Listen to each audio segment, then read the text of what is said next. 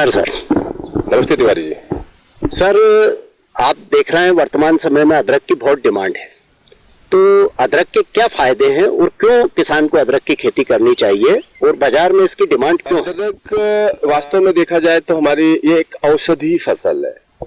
हम इसका उपयोग हमारे पूर्वज अपने भोजन में अपने स्वास्थ्य के लिए निरंतर करते आए हैं और इसका औषधि उपयोग सीधे हम हमारे भोजन में खाने में लेते हैं। इसके हम अचार भी बनाते हैं, अदरक की चटनी बना के भी हम अपने दैनिक उपयोग में लाते हैं। और खास तौर से आपने देखा होगा कि हमारे परिवारों में, घरों में जब कभी किसी को छोटा सा खांसी होता है या कफ हो जाता है, बुखार आता है, तब हम अमूमन इसका उपयोग एक सामान्य तौर पर करते हैं। साथ ही साथ आज के समय में इसका उपयोग संस्करण के रूप में, मतलब इसका बहुत अच्छा प्रोसेसिंग होता है, इसका हम जूस बनाते हैं। और कई एक हमारी जो आयुर्वेद की दवाइयाँ हैं, उन दवाइयों में भी इसका उपयोग काफी बढ़ा है।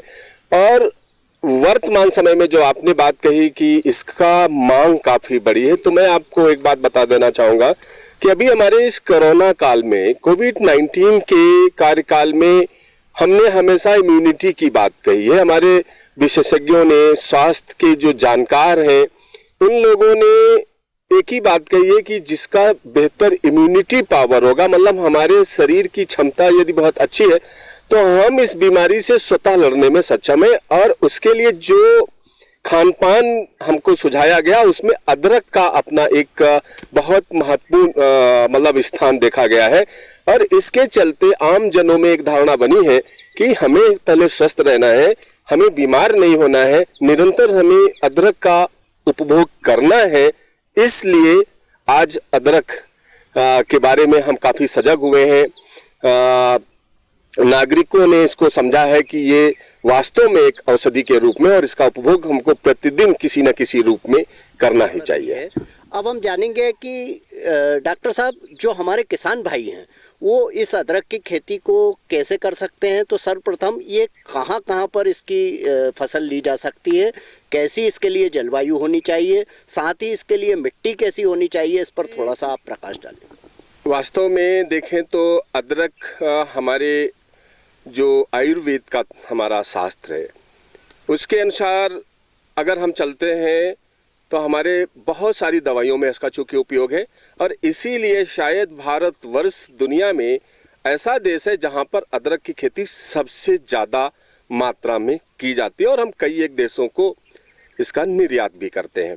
तो हमारे देश में अदरक चूंकि सबसे ज़्यादा होती है, इसलिए हमारे जो देश की जलवायु है, ये लगभग हम देखें तो बहुत अच्छी जलवायु है। हम दक्षिण भारत से लेके उत्तर भारत और जो हमारा मध्य भारत है, सभी स्थानों पर इसकी खेती कर सकते हैं। छोटे अगर हम स्तर पे जाएं तो इसके लिए मुख्य रूप से जो गर्म और नम जलवायु है, जहां गर्मी भी होती है और हवा में नमी भी है, और ऐसा समय हमारे यहाँ चूंकि वर्षा काल में आता है, तो ये सबसे उपयुक्त समय हमारे। तो जहाँ तक जलवायु की बात है, तो हम अगर देखें तो हमारे पूरे ही देश का काफ़ी बड़ा जो हिस्सा है वो अदरक की खेती के लिए उपयुक्त है। दूसरी आपने बात कही कि इसके लिए भूमि कैसी हो, तो जहाँ तक भूमि का सवाल है, इसमें दो बड़ी महत्वपूर्ण बातें हैं कि जल निकास की पर्याप्त बंदोबस्त हो भूमि में, एक। दूसरा, जो दोमट मिट्टी है उसको हम सर्वथा इसमें उपयोग मानते हैं। बेशक मध्य प्रदेश में दोमट मिट्टी का मौजूद है, थोड़ा सारी मिट्टी जो जिसको हमारे किसान भाई हल्की मिट्टी कहते हैं, मतलब मिट्टी बहुत काली ना हो, कपास वाली काली मिट्टी ना हो, क्योंकि उसमें जल निकास की सुविधा पर्याप्त नहीं होती है। उसके अतिरिक्त वो सभी भूमि, रेतीली भूमि, हल्की मिट्टी, जहाँ जल निकास की पर्याप्त सुविधा मिल सकती है, वो मिट्टी इसकी खेती के लिए पूरी तरीके से उपयुक्त है। तो हाँ तिवारी जी, एक बहुत ही महत्वपूर्ण बात आपने पूछी है कि अदरक की खेती में हम जमीन को, हमारी भूमि को कैसे तैयार करें। तो इसमें तीन तरीके हैं हमारे पास में। एक तो हम हमारे समतल भूमि में हम निर्धारित दूरी पर इसकी बिजाई कर दें। दूसरी जो विधि है जिसमें कि हम ऊंची उठी हुई क्यारियां बनाते हैं, और एक तीसरी विधि है कि मेढ़ और नाली पद्धति की हम मेढ़ निकाल दें तो एक मेढ़ बनती है, फिर उसके साथ में एक नाली बन जाती है। ये तीन तरीके हैं हमारी अदरक की बिजाई के। इन तीनों में सबसे जो बेहतर और उपयुक्त अगर हम व्यवसायिक दृष्टिकोण से देखें तो जो क्यारी विधि है वो विधि सर्वदा उपयुक्त है। और आप हमारे कृषि विज्ञान केंद्र में जैसा कि देख रहे हैं कि यहाँ पर जो क्यारियाँ बनाई जा रही हैं, इस समय ये कार्य प्रगति पर है, चूँकि अदरक की रोपाई का काम यहाँ पर हो रहा है। तो आप यहाँ पर ये देखेंगे कि हमने लगभग 3 से 4 फीट चौड़ाई की क्यारी का निर्धारण किया है और उसके दोनों तरफ से हमने मिट्टी उठा के उसकी क्यारी नुमा आकार दिया है। और क्यारी के दोनों तरफ आप देखें तो एक नाली सी, ये जो नालियां अभी बन रही है, इससे हमारे जो क्यारी है लगभग जमीन से 3 से 4 इंच ऊंची उठ जा रही है। और ऊंची उठी हुई क्यारी मिट्टी भी इसकी भुरभुरी होती है और इसमें हम अभी तक जो हमारी गोबर की खाद है या दूसरी जो खादें हमको उपयोग करना है वो पहले ही हम इस जमीन में मिला चुके हैं। ये जो साइड में नालियां जो बन रही हैं, ये नालियां 2 तरीके से हमें काम आती हैं। जब तक हमारा वर्षा काल है, कई बार बहुत ज्यादा और तेज जब बारिश होती है तो हमारे खेत का पानी जो अतिरिक्त पानी है, वो जो जल निकासी है वो इन नालियों के माध्यम से आसानी से होता है। किसी भी रूप में खेत के अंदर जल भराव नहीं होता है, जो कि अदरक के लिए बहुत जरूरी है। अदरक में कभी भी अगर जल भराव 2-3 दिन हो जाता है तो उसमें कई तरीके की बीमारियां आ जाती हैं। तो मेरा जहां तक मानना है, अभी तक का जो अनुभव रहा है, ये जो ऊंची उठी हुई क्यारियां हैं इन पर ही अदरक की बिजाई होनी चाहिए।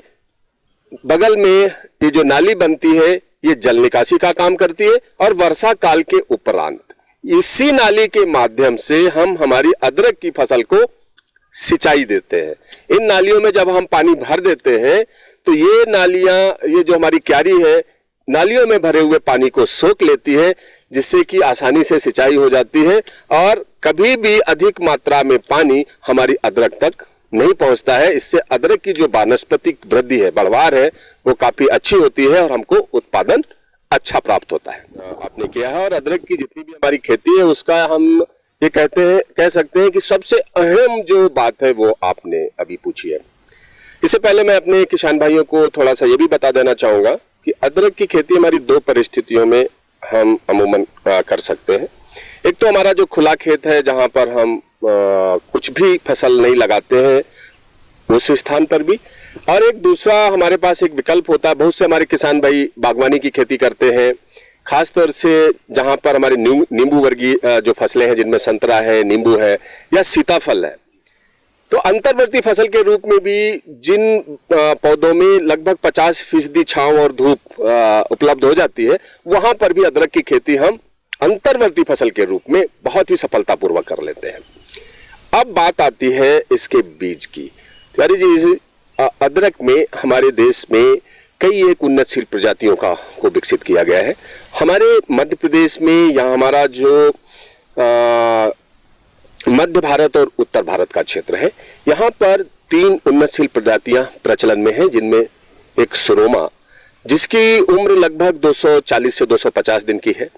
दूसरी किस्म सुरुचि है जो बहुतायत से हमारे क्षेत्रों में लगती है, ये लगभग 210 से 220 दिन में पककर तैयार हो जाती है, बाजार में ले जाने की स्थिति में आ जाती है। और तीसरी जो किस्म है वो सुरभि है। ये किस्म भी हमारी 220 से 230 दिनों में आती है और ये तीनों ही किस्में कई एक जो बीमारियां हैं जो अदरक में लगती हैं उनसे लड़ने की क्षमता रखती है।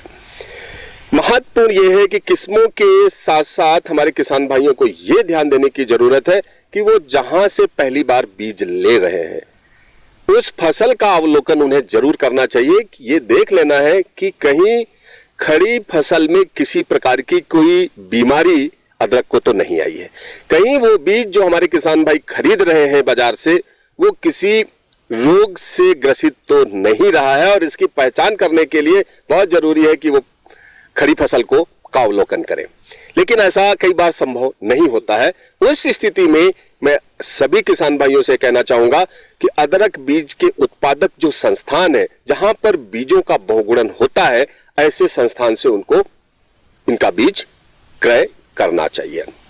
तो किस्म की बात हो गई और किस्म के साथ साथ स्रोत क्या हो बीज का, एक दूसरी महत्वपूर्ण बात हो गई। तीसरी बात यह है कि हम बीज को तैयार कैसे करें। तिवारी जी, अमूमन देखा है कि बाजार में अदरक बिकता है, यही कंद जो हम कभी उपभोग करते हैं सीधे तौर से, यही अदरक का बीज होता है।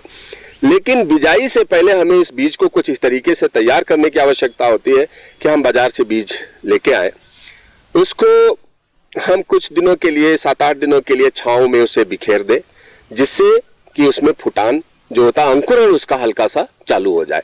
और वो अंकुरण जब हमें दिखाई देने लग जाए तब हमें ये मान लेना है कि अब ये अदरक हमारे बीज के लिए उपयुक्त हो गई है। तो इस तरीके से हमें अदरक को बिजाई से पहले हमें उसे तैयार करना है। अब चूंकि हमें बिजाई करनी है तो अदरक का कंद किस आकार का हो, कितना वजन का हो, ये भी एक बहुत ही अहम बात है। तो मैं हमारे किसान भाइयों को ये बताना चाहूंगा कि अदरक का कंद वो कैसे तैयार करें। तो इसके लिए जो टुकड़ा हम बीज के लिए बनाएंगे वो टुकड़ा जिसमें 2 से 3 आंखें हों, ऐसे टुकड़े को हम काटेंगे और ये देखेंगे कि उसका जो वजन है लगभग 20 से 25 ग्राम अवश्य हो। ऐसे टुकड़े हम अदरक के तैयार करते हैं और ये टुकड़े हम जब काटते जाते हैं इनको हम फफूंदनाशक जो हमारी दवाइयां हैं, जिनमें हम कार्बेंडाजिम की बात करते हैं, मैनकोजेब की बात करते हैं, या जैविक फफूंदनाशक भी आज हमारे साथ में है, तो मैं तो सभी किसान भाइयों से कहूंगा कि जो ट्राइकोडर्मा विरिडी फफूंदनाशक जो दवाई है, हम उससे इसका उपचार करें। चूंकि अदरक में बैक्टीरियल डिजीजेस या जीवाणु जनित बीमारियां भी आती हैं फफूंद के साथ साथ, तो हमारे वैज्ञानिकों की अनुशंसा ये भी है कि हम इसमें स्ट्रेप्टोमाइसिन जो एंटीबायोटिक दवा है, उस दवाई से भी हम बीज को उपचारित अवश्य कर लें। तिवारी जी, मैं इस बात को हमारे किसान भाइयों को कुछ करके मैं दिखाना चाहता हूं कि वो बीज को कैसे तैयार करें। तो हमारे पास चूंकि हमारे क्षेत्र पर भी बिजाई चल रही है और इस बीज को हमारे किसान भाइयों को हम दिखाना अवश्य चाहेंगे कि बाजार में अमूमन आपने देखा होगा कि इस तरीके से बीज की गांठें मौजूद होती हैं। यहाँ पर आप देखें कि इस बीज को हमने अंकुरित अभी कराया है, छोटे छोटे अंकुरण हमारे इस बीज में दिखाई दे रहे हैं आपको। अब हमने एक बात कही कि ये किस आकार का हो और किस वजन का हो, तो तिवारी जी हम एक चाकू हमारे किसान भाई अपने हाथ में लेंगे और इसमें से अब हमें बिजाई के लिए तैयार करना। तो ये देखें, इसमें 2 गठाने हैं, इसको हम कुछ इस तरीके से अलग कर देते हैं। ये लगभग 20 से 25 ग्राम वजन का आ गया और इसमें 2-3 गांठें आ गई हैं। इसी तरीके से ये जो अंकुरण हमको दिखाई दे रहे हैं, इन अंकुरित हिस्सों को हम अलग कर लेते हैं।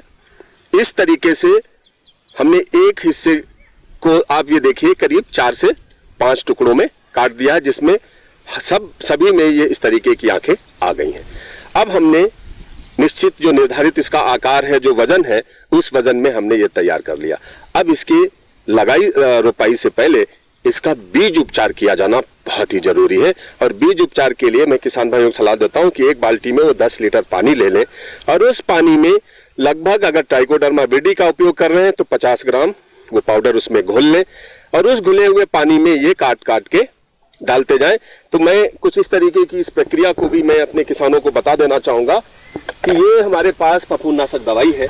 इस दवाई में ये 10 लीटर पानी भरा हुआ है, तो इसमें हम अंदाज से करीब 30 से 40 ग्राम या ट्राइकोडर्मा विरिडी है, तो इस तरीके से हमने दवाई इसमें बाल्टी में डाल के और इसका हम अच्छा घोल बना लेते हैं।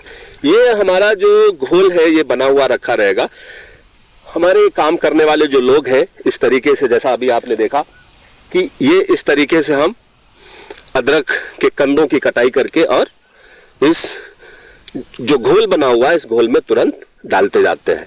लगभग आधा से 1 घंटे तक हम अपने बीज को इस घोल में रखते हैं और उसके बाद इस घोल से निकाल के और हम सीधे इसको बिजाई के लिए लेके चले जाते हैं। ये बीज उपचार अगर हम कर लेते हैं तो इसमें अदरक के खेत में जाने के बाद सड़ने की संभावना कम हो जाती है। किसी प्रकार के जो रोग, कई तरीके जो रोग लगते हैं, तुरंत कई बार उगरा लग जाता है, सड़ने की समस्या कई बार बिजाई के तुरंत उपरांत चालू हो जाती है। कई एक बीमारियों से लड़ने की ताकत हमारे अदरक के बीज में आ जाती है। तो किसान भाइयों, बहुत ही सरल और बहुत ही विस्तृत तरीके से सर ने हमें बताया कि किस तरह से हम अपने अदरक के बीज को उपचारित कर सकते हैं। अब अगला हम जानना चाहेंगे कि उपचार के बाद जब हमने इस बीज की बोनी कैसे करनी है, बेड पर जब हम इसको लगाएंगे तो कितनी दूरी होनी चाहिए और किस तरह की इसकी बुआई होनी चाहिए, अब मैं आपको उसके विषय में थोड़ी सी जानकारी देंगे। अदरक की फसल हो या हमारी कोई और फसल हो, बिजाई की जो दूरी है वो सभी फसलों के लिए बहुत अहम है।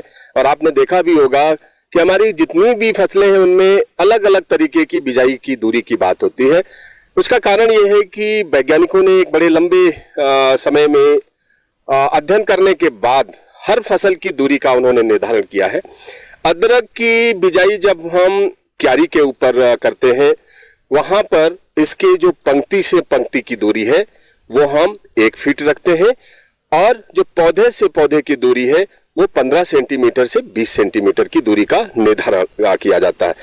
और आप यहाँ पर देखेंगे कि हाँ, हमारे यहाँ अभी जो अदरक की बिजाई चल रही है, तो आप ये देखें कि ये एक जो पहली लाइन है, ये क्यारियां हमारी पूरी तरीके से बिजाई के लिए तैयार है।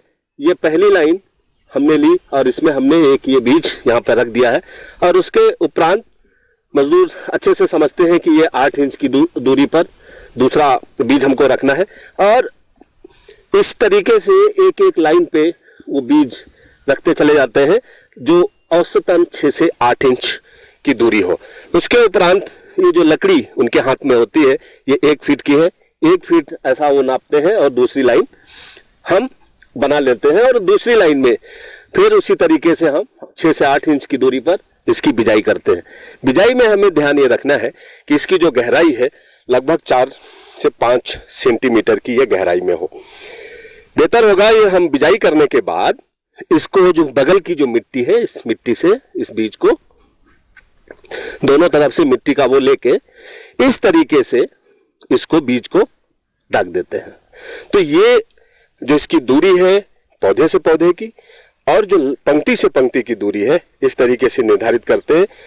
जब हम ऐसा करते हैं तो निर्धारित होता है कि इसमें बीज की मात्रा कितनी लगेगी। जहां पर ड्रिप सिंचाई की सुविधाएं हैं, कुछ किसान भाई हमारे ड्रिप के माध्यम से भी अदरक की खेती करने लग गए हैं, वहां जब हम ऐसा करते हैं तो ये जो पंक्ति से पंक्ति की दूरी है ये 45 सेंटीमीटर की दूरी पे हम कर देते हैं, और उसमें भी पौधे से पौधे की दूरी 20 सेंटीमीटर रहती है। ऐसी स्थिति में 1 एकड़ रकबे में लगभग 5 कुंटल बीज की आवश्यकता होती है। जब हम क्यारी में 30 सेंटीमीटर की दूरी पे करते हैं तो वहां पर बीज की मात्रा थोड़ी सी अधिक हो जाती है, लगभग 6 से 7 कुंटल प्रति एकड़ के मान से हमको अदरक बीज की आवश्यकता पड़ती है। बिल्कुल सही बात है कि अदरक एक ऐसा फसल है जिसमें बिजाई के बाद इसमें पलवार करने की बहुत जरूरत है, जिसको कि हम मल्चिंग कहते हैं। और यहाँ पर भी आप देख रहे हैं कि हमारे प्रक्षेत्र पर जैसे जैसे बुआई आगे बढ़ती जा रही है, बुआई के तुरंत उपरांत हम पलवार का काम भी करते जा रहे हैं। पलवार के लिए क्या सामग्री का इस्तेमाल हो तो मैं अपने किसान भाइयों को बता देना चाहूँगा। यदि आपके पास धान का पुआल है तो धान का पुआल आप बिछा सकते हैं।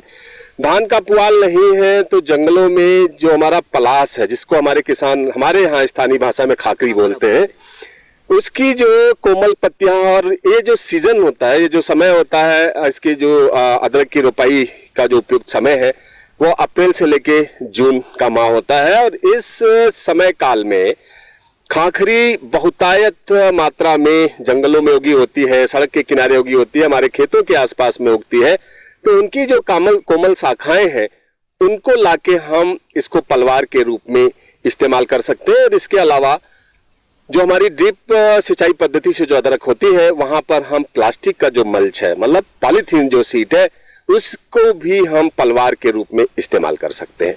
अब यहाँ पर बात आती है कि अगर ये पलवार ना की जाए तो क्या होगा। तो सारे किसान भाइयों को मैं बता देना चाहूंगा कि अदरक एक ऐसा फसल है जिसके अंकुरण के लिए पलवार का होना नितांत आवश्यक है।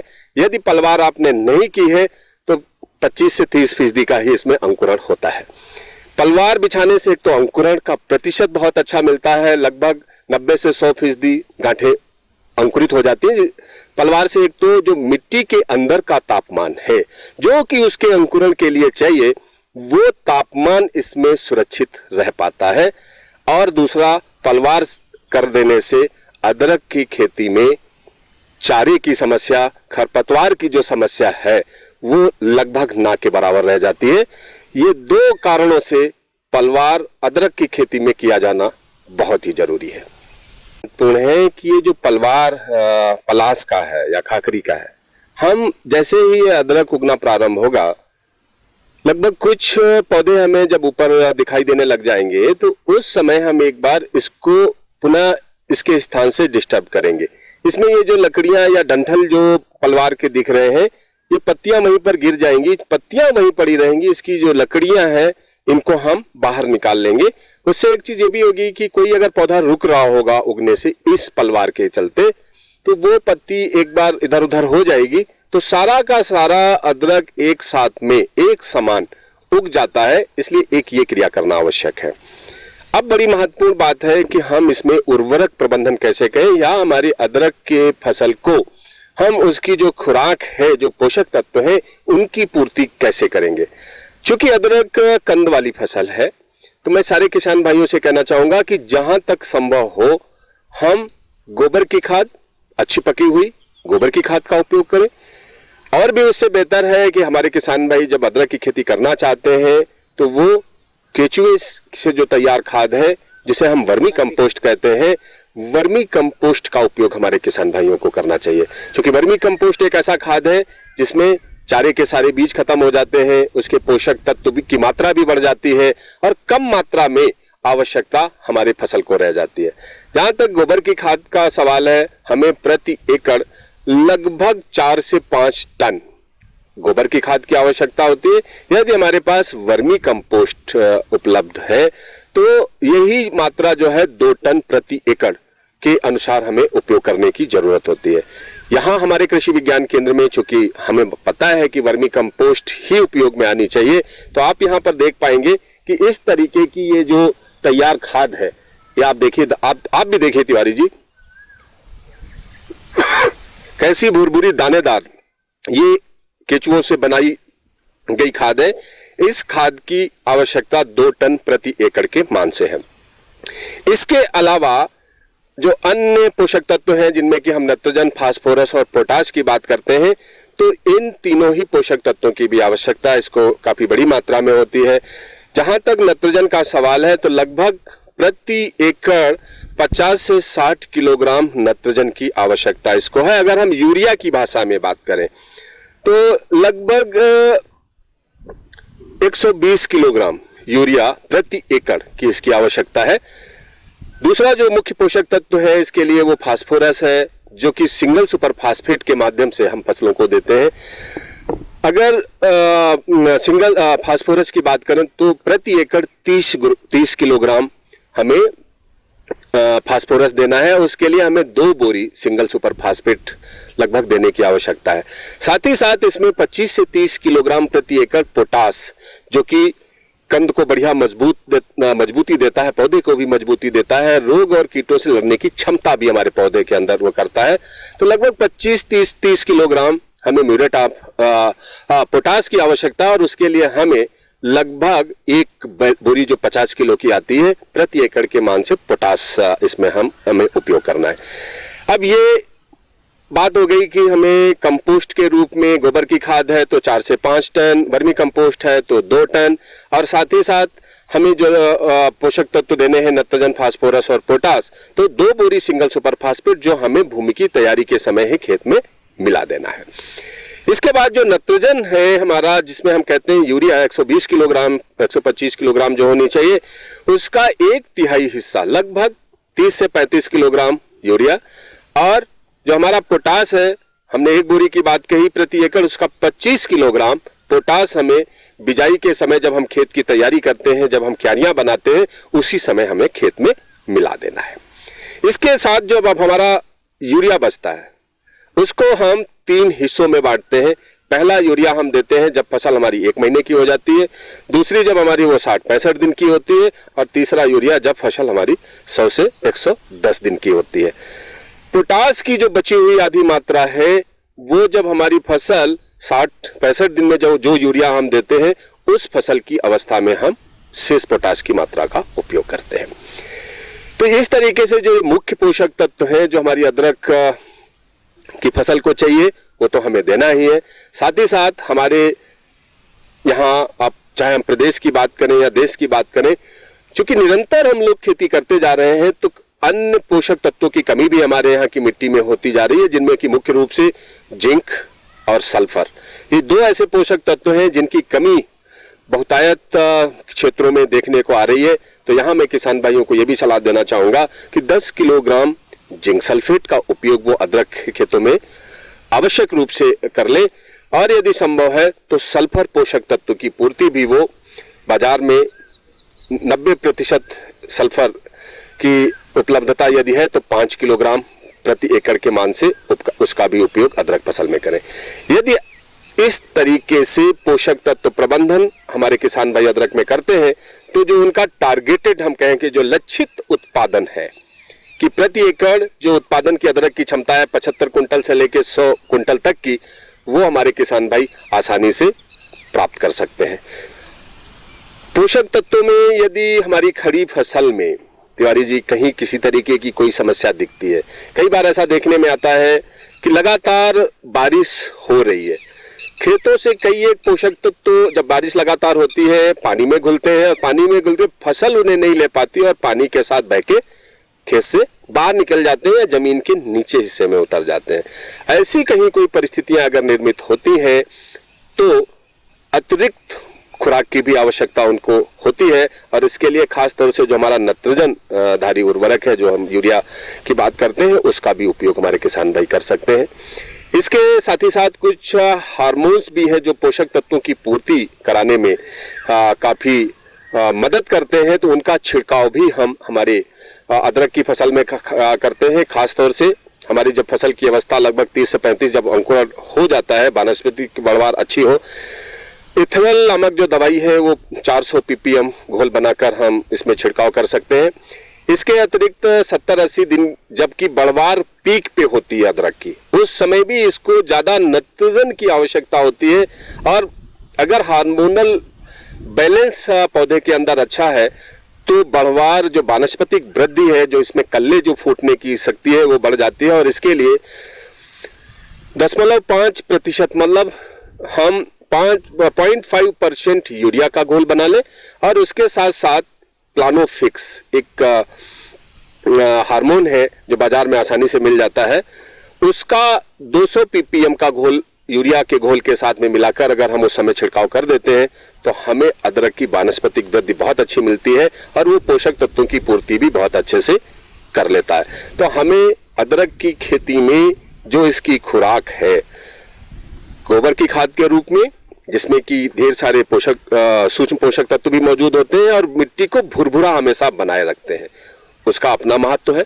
नत्रजन का अपना, उसकी वानस्पतिक वृद्धि के लिए उसका महत्व है। फास्फोरस का उपयोग उसकी जड़ों के विकास के लिए बहुत ही आवश्यक है। और जो पोटास की बात हमने कही है, पोटास उसको शक्ति प्रदान करता है, मजबूती प्रदान करता है जड़ों को भी, और ऊपरी जो हिस्सा है पत्तियों को भी, जो फसल के उत्पादन में तो बढ़ोतरी करता ही है, साथ ही साथ रोग और कीटों से लड़ने की ताकत भी हमारे अदरक के पौधे को देता है। अदरक की खेती सिंचित और असिंचित दोनों ही स्थितियों में की जाती है। सिंचित अवस्था में जब हम इसकी खेती करते हैं तो इसकी बिजाई हम, जो हमने कहा कि अप्रैल से लेके और जून के महीने तक हम इसकी बिजाई कर सकते हैं। जिस किसान के पास सिंचाई के साधन उपलब्ध हैं वो इसकी बिजाई अप्रैल के महीने में, मई के महीने में, जून के मतलब कर सकते हैं। जो हमारा असिंचित क्षेत्र है जहां हम अदरक की खेती करते हैं, तो फिर स्वाभाविक है कि हमारी यहाँ निर्भरता होती है वर्षा काल पे। जब बारिश होती है, हम सारे खेत की तैयारियां कर चुके होते हैं, और जैसे ही पानी एक गिरता है, बारिश होती है, हम उसकी बिजाई करते हैं। अब एक बात ये, चूंकि ये लगभग 225 दिन की फसल है, 7 से 8 महीने की समयावधि की फसल है, तो वर्षा काल में तो हमें इसमें सिंचाई देने की आवश्यकता नहीं होती, बल्कि हमारा ये प्रयास होता है कि जो अधिक वर्षा जल है वो खेत से निरंतर बाहर जाता रहे। किन्हीं कारणों से वर्षा काल में भी यदि एक लंबा अंतराल आता है तो हमें इसकी सिंचाई देने की आवश्यकता होती है। और वर्षा काल के उपरांत भी, जबकि ये वानस्पतिक वृद्धि की अवस्था में होता है, अक्टूबर, नवंबर और दिसंबर जब तक इसका हम खुदाई दिसंबर जनवरी में जब फसल तैयार होती है तब तक हमें इसकी सिंचाई की आवश्यकता होती है। सिंचाई के हमारे पास 2-3 तरीके हैं। एक अमूमन जो हमारे किसान भाई आज भी अपना रहे हैं वो ये है कि फ्लड इरिगेशन, मतलब खेत में हम भरवा पानी कर देते हैं। तो ये स्थिति या तरीका बहुत अच्छा नहीं है। इससे होता ये है कि मिट्टी धीरे धीरे कड़क होती है लगातार जब हम खेत के अंदर पानी भरते हैं। इससे अच्छा है जो हमने बिजाई की विधि आपको बताई कि क्यारी के ऊपर हम बिजाई करें और साइड में जो नालियां रह जाती हैं हम सिंचाई का कार्य इन नालियों के माध्यम से भी कर सकते हैं। जब हम सिंचाई करें, जब हमारे फसल को पानी की आवश्यकता हो, तो ये जो नालियां आपको दिखाई दे रही हैं इन नालियों में हम दोनों तरफ जो नालियां हैं इन नालियों में हम पानी को छोड़ देंगे। नालियों में पानी भरा रहेगा तो ये नाली से इन क्यारियों की जो मिट्टी है वो आवश्यकता अनुसार उस पानी को अवशोषित कर लेंगी। तो एक सिंचाई का तरीका ये है। तीसरा जो हमारा माइक्रो इरिगेशन सिस्टम है जिसमें कि हम स्प्रिंकलर की बात करते हैं, जिसमें हमें पानी की बचत भी काफी होती है और एक समान पूरी फसल को हम सिंचाई कर पाते हैं। तो स्प्रिंकलर या फव्वारा जो विधि है इस विधि से हम इसकी सिंचाई करते हैं। अब बात ये आती है कि हमने जैसा आपको कहा कि सिंचाई कब करें, तो वर्षा काल में अगर लंबा अंतराल आता है तो हम उसकी सिंचाई करें। यदि बिजाई अप्रैल के महीने में की गई है तो हम एक 7-8 दिन के अंतराल से इसकी सिंचाई करते रहें और पर्याप्त जो नमी मिट्टी के अंदर चाहिए इसके अंकुरण के लिए और इसकी बढ़वार के लिए उसको हम सुनिश्चित करते रहें। वर्षा काल के उपरांत भी जैसा अमूमन देखा है कि सितंबर अक्टूबर के महीने में काफी गर्मी होती है, काफी तेज धूप होती है, तो जल मांग उस समय इस फसल की ज्यादा होती है। तो उस समय भी हम 10 से 12 दिन 15 दिन के मिट्टी के अनुसार और परिस्थितियों के अनुसार देख के हम इस तरीके से सिंचाई की शेड्यूलिंग कर ले कि इसमें किसी भी स्थिति में मिट्टी सूखने ना पाए। क्योंकि अदरक की मिट्टी एक बार सूखी तो उसका जो कंद है, क्योंकि कंद ही हमारा मेन उत्पाद है, तो कंद की बढ़वार रुक जाती है, उसकी वानस्पतिक वृद्धि रुक जाती है और उससे हमारा उत्पादन प्रभावित होता है। तो हम आवश्यक जो नमी खेत में अदरक के चाहिए वो हमें हमेशा बनाए रखना है और ये कार्य हमें तब तक करना है कि जब तक अदरक परिपक्व नहीं हो जाती, खुदाई के लिए तैयार नहीं हो जाती, तब तक हमें सिंचाई के कार्य करने हैं। एक बात और आपने जो पूछी कि पलवार डला हुआ है और हमें इस पर उर्वरकों का उपयोग करना है, तो तिवारी जी मैं आपको बता देना चाहूंगा कि ये जो पलवार है, ये जो वानस्पतिक पलवार इस पे डाली गई है, ये वानस्पतिक पलवार को हम लगभग जैसा कि कहा कि खाकरी के केस में कि हम इसको डिस्टर्ब करते रहते हैं। तो जब भी हमें उर्वरक डालने होते हैं हम उर्वरक इसके ऊपर फेंक देते हैं और इसको हम हिला डुला इधर से उधर थोड़ा सा कर देते हैं, तो उर्वरक नीचे चला जाता है और वापस पलवार हमारा वहीं का वहीं रह जाता है। तो ये एक तरीका है। तीसरा एक पलवार के रूप में हमने जो पॉलीथीन की बात कही है, यदि वहां पॉलीथीन डाली गई है तो हमने कहा कि ड्रिप इरिगेशन यदि आपके पास है तो पलवार आपको प्लास्टिक मल्च से आप मतलब प्लास्टिक से कर सकते हैं, पॉलीथीन से कर सकते हैं। और फिर उसमें जो उर्वरक का काम है, सिंचाई का जो काम है, हम सिंचाई जल के साथ, जिसको कि हम फर्टिगेशन कहते हैं, कि हम उर्वरकों का उपयोग खड़ी फसल में ऐसे ना देके सिंचाई जल के साथ घोल के पानी में हम निरंतर फसल को देते रहते हैं। बात है अदरक में रोग और कीट दोनों का ही प्रकोप होता है, खासतौर से जो बीमारियां इसकी हैं और बीमारियों में जो कंद सड़न बीमारी है इसकी, कि जिसमें खड़ी फसल में भी कंद सड़ना चालू हो जाते हैं और कई बार ये स्थिति इतनी ज्यादा गंभीर हो जाती है कि हमें फसल को संभालना बहुत मुश्किल हो जाता है, जिसे हम राइजोम राट हमारी अंग्रेजी की भाषा में कहते हैं। एक तो ये बीमारी बहुत खतरनाक है, दूसरा इसमें पीलिया रोग लगता है कि फसल अपनी पूरी बढ़वार ले नहीं पाती और पीला पीला हमेशा दिखाई देता है, वो भी एक बीमारी है। तो ये दो खास तौर से इसमें बीमारियां हैं। इन बीमारियों के नियंत्रण से पहले हम इनके प्रबंधन की बात हमेशा करते हैं और प्रबंधन में जैसा कि हमने हमारे किसान भाइयों को बताया कि बिजाई से पहले हमें उपयुक्त फफूंदनाशक दवाई के साथ हमें इसका बीज उपचार जरूर कर लेना है। जीवाणुरोधी जो दवाइयां स्ट्रेप्टोमाइसिन है उसके साथ हमें इसका बीज उपचार अवश्य कर लेना है कि जिससे कोई यदि बीमारी बीज में हो तो वो वहीं पे खत्म हो जाए। यदि हमारी मिट्टी में वो बीमारी है तो पौधे के आसपास वो ना आए, तो एक बीज उपचार जो है वो बहुत अहम क्रिया है हमारी। इसके उपरांत भी यदि जड़ सड़न या कंद सड़न की बीमारी राइजोम राट अगर हमको हमारे खेत में दिखाई देता है तो वो एक विशेष स्थान पे पहले दिखाई देगा। 10-15 पौधे हमारे 10-20 पौधे ऐसे लगेंगे कि कमजोर पड़ रहे हैं, पीले पड़ रहे हैं और सड़ने लग गए। अगर कोई भी पौधा हमारे खेत में पीला पड़ता है तो तुरंत हम उस पौधे को पूरा उखाड़े और ये देखें कि कहीं इसका जो कंद है ये सड़ तो नहीं रहा है, गल तो नहीं रहा। अगर ऐसा है तो आपको बिल्कुल तैयार हो जाना है कि आपके खेत में राइजोम राट या कंद सड़न बीमारी आ चुकी है। अब जैसे ही आपको लगता है तो हमारे कुछ फफूंदनाशक जो दवाइयां हैं जिनमें खास तौर से कार्बेंडाजिम, उसका हम एक ड्रेंचिंग, जो प्रभावित स्थान है उस स्थान में हम ये 5 ग्राम दवाई 1 लीटर पानी में घोल बनाकर उस स्थान विशेष में हम ड्रेंचिंग कर देंगे, मतलब पानी में घोल के और पानी उस क्षेत्र में डाल देंगे और हम फिर उसके बाद सिंचाई कर देंगे।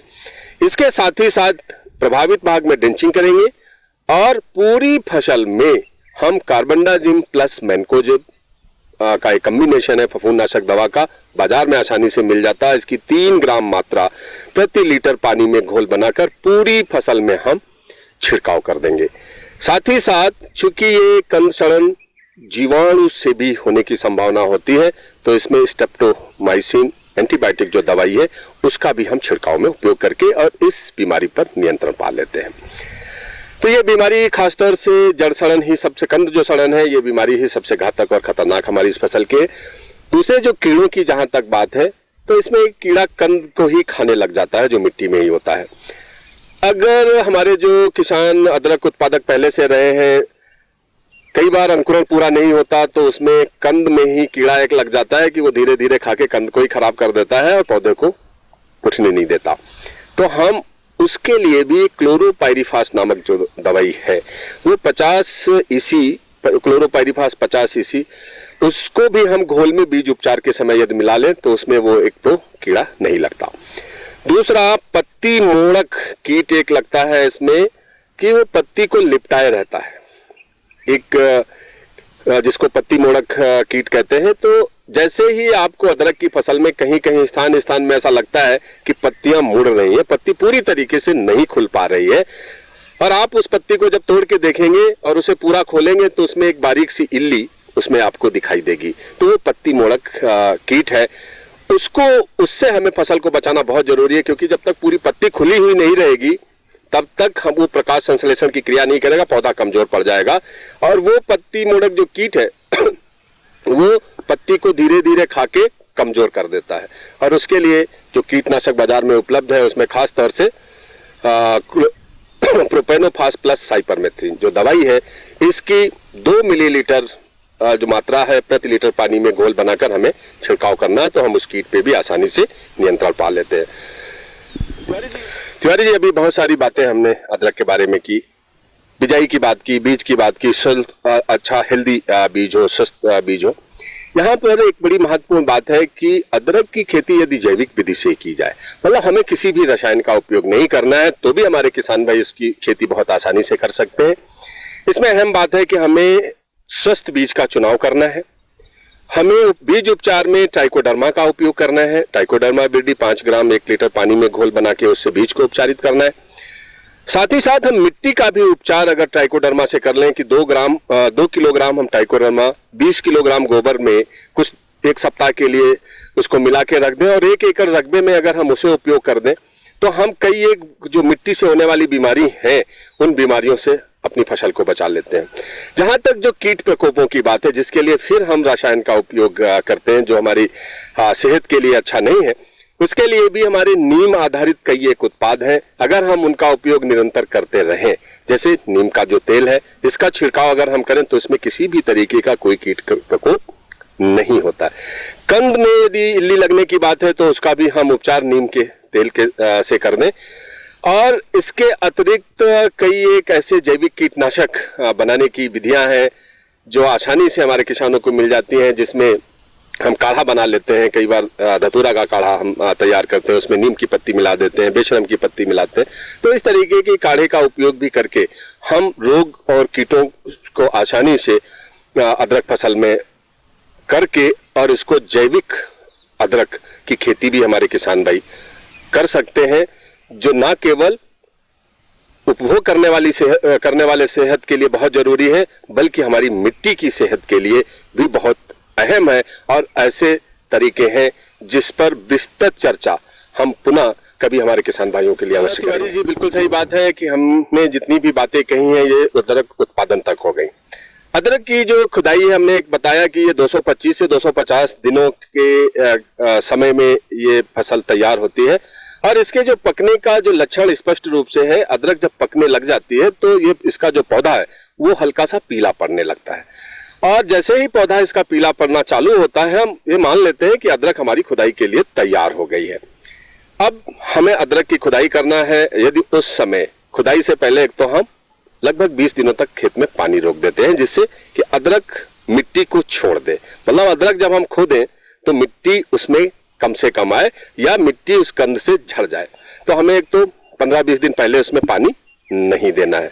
अदरक की हम खुदाई कुदाल के माध्यम से करते हैं, चूंकि हम पंक्तियों में लगाते हैं। जैसा हमने बताया कि हम पंक्ति में निर्धारित दूरी पर इसका रोपण करते हैं, तो एक एक लाइन पकड़ के मजदूरों के माध्यम से इसमें हम गैती का सहारा लेते हैं, उससे हम इसकी खुदाई करते हैं। जब आप इसकी खुदाई करते हैं तो बढ़िया सा गुच्छा निकलता है। अदरक के साथ साथ उसकी कुछ जड़ें भी बारीक बारीक से उसमें लगी रहती है।